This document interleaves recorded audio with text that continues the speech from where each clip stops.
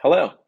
Today we're going to show you how Texas Tech students can sign into the Red Raider Family Network to approve, reject, or edit access for their families and supporters to view and discuss FERPA-protected information with Texas Tech faculty and staff. We'll walk through 3 different options today, and we'll start in your inbox. If your supporter has requested access to your records, you'll receive a message just like this, which outlines exactly what your family has requested access to. You can also always visit ttu.campusesp.com to review your FERPA waivers whenever you need to.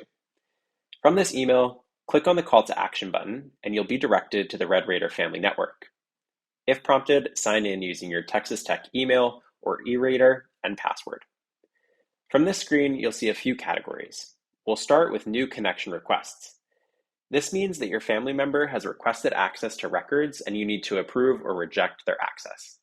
To get started, click on the connection you'd like to review, in this case, Jack Ellis.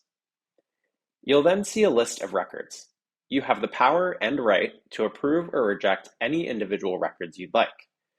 For instance, you could approve access to all but one record, which is what I'll do now, by selecting the checkboxes for every record except financial aid information.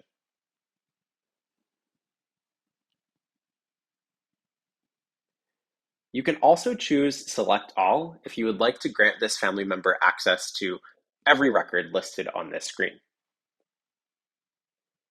Once you feel comfortable with the selections for approval, scroll down and choose Grant Access. And that's how you can approve or reject access to requested records. Now we'll move on to editing existing connections. In this case, let's say you've already approved access to Kat Livingston, but you want to revoke that access.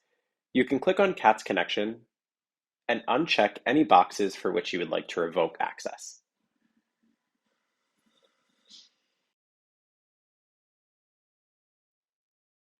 Once you feel comfortable with the adjustments you've made, scroll down and click Update Connection. Or if you would like to revoke access altogether, click Cancel Connection. And that's how you can update existing connections in the Red Raider Family Network. The last option is to add a new connection. This is what you'll use if you wish to grant a new connection to someone who hasn't proactively requested any access. To get started, click on Add Connection.